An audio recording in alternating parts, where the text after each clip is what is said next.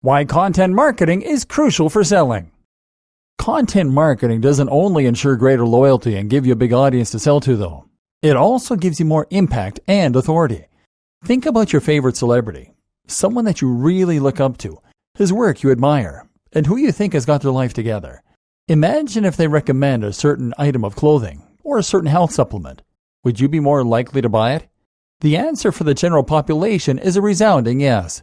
This is why the shoe that Under Armour designed with huge online influencer Dwayne Johnson was the fastest selling of 2017. The shoe, the Rock Delta, had the considerable advantage being recommended by someone with a huge audience and a huge amount of authority and trust within that community.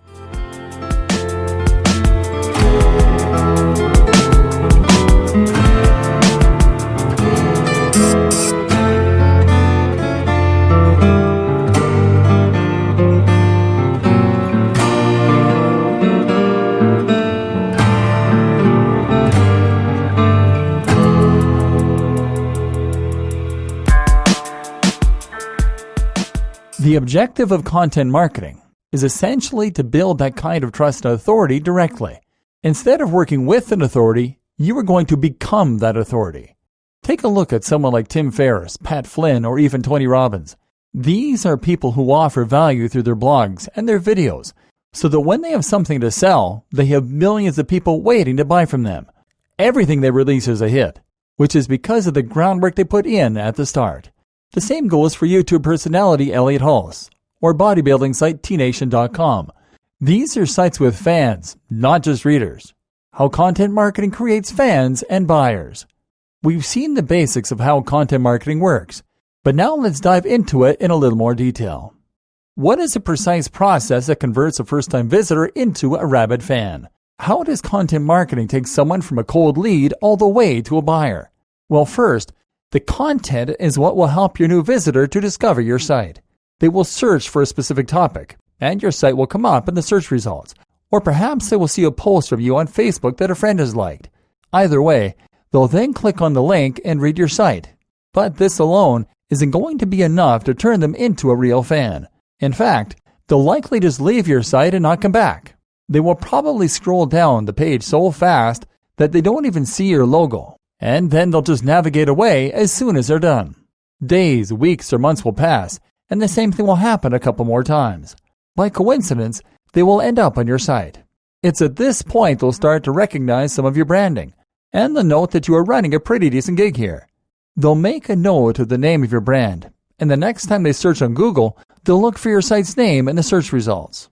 If they continue to be impressed, then they'll eventually consider actually bookmarking your page, or just occasionally checking the homepage to see what's new. It's at this point that they might subscribe, or that they might follow you on Facebook or Twitter. It's at this point that you just took your visitor from being a cold lead to becoming a warm lead. And now, when you come to sell something, they will be very likely to be interested. Not only will they be the first to hear about it because they're reading your content regularly, now they'll also know who you are. They'll trust you to be able to deliver high-quality content, and they'll know that you know your stuff. Imagine if you read the website of a photographer every week, and the photographer shared tips about how they create the perfect photos, what tools they use, and how every job is important to them. If you read this often enough, you'll likely come to respect that photographer's point of view, and you'll know at least that they have a deep understanding of their craft, and that they take it seriously. Now imagine that you need someone to take some photos for your website, your wedding, or another event. Who would you consider asking first, assuming they were local? This is the power of content marketing, and it's something you can see used effectively in countless sales funnels and by many other marketers. Think of it this way. If you landed on a website and the very first thing it did was to try and sell you something, what would you do? You'd probably leave. You never asked to buy something, and more to the point, you have no reason to trust the person selling. It looks like spam, and you leave. This is considerably different from being a long-time reader of a blog and then learning that the writer also has a book out. This is a much less invasive way of discovering a product, and more to the point, you know something about that blogger. You know that they know their stuff, and you can trust them. They have built a brand through their content marketing, and that means you'll feel much more comfortable handing over your cash. I like to think of this in terms of dating. Trying to sell to someone without first establishing trust and authority is just like approaching a stranger on the street and asking if they'll come home with you. They don't know you, they don't trust you, and they'd be annoyed at the interruption. But if you have done the groundwork by chatting, dating, and demonstrating you're a nice person, then you'll earn the right to ask them home. An example, Tai Lopez. Let's take a look at one example. Tai Lopez. Tai is a controversial digital marketer and a household name thanks to a series of adverts that show on YouTube before other videos. He is responsible for the "here in my garage" meme that has been doing the rounds online. And if you spend any time online, chances are you will have encountered him. While you might find Tai's in-your-face marketing strategies to be irritating, like most people do, the reality is that they work. We know they work. Otherwise, he wouldn't have been able to make so many using the profits from his previous videos. The success partly comes from how annoying the videos are. Tai is bragging about his sports cars and books, and his attempts at authenticity are so thinly veiled you can almost feel the slime. This is all part of his strategy, of course. As Trump showed us, no publicity is bad publicity. Being irritating and controversial gets people talking, and that is great for business. But what you can also learn from Tai is a pretty immaculate example of content marketing. Content marketing does not just mean blog posts. It also means videos, pictures, and really anything that can be considered content. The first video from Tai, then, is an example of content. This is the point at which a viewer is a cold lead. They didn't ask to be watching this, and they have no reason to want to stay tuned. The first thing Tai does, then, is to establish authority. He does this by showing off his cars, by referencing the fact that he gave a TED Talk, and by talking about money a fair amount. Now, the audience knows he knows his stuff. He shares some of his personal backstory too, in order to establish trust. The next thing he does, though, is to talk about another video, a free video that lasts over 50 minutes. This is important, because the video is not only apparently great value, 50 minutes for free, but is also an opportunity for him to build more trust and authority.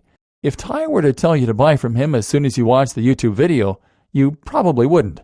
You would ignore the video and carry on with your life. At this point, he hasn't done enough to prove himself to encourage you to buy from him. But now imagine that you've just watched 50 minutes of content on top of that advert. Now you know just what value, I guess, Tai is able to provide. You like what he has to say, you trust him, and you've been given more reason to consider him an authority in his field. It's only at this point that Tai will now begin to try and sell to his audience. By doing this, he has now earned the right to sell, and the audience is more interested in buying from him. They're hopefully now convinced that he is a money-making guru, and if they want to achieve some of his success, they might consider investing in one of his books. This is a typical sales funnel, which in turn is a system that is designed to take someone from the first encounter with a brand all the way to wanting to buy from the creator. A funnel will almost always start with something free, a free taster, and then encourage more and more engagement, right up until the point where it tries to make a sale. But this sales funnel, like all sales funnels, also relies heavily on content, making it an example of content marketing as well. If you want to build trust and generate sales from your own website or blog, then you need to mimic this process. And it starts with amazing content.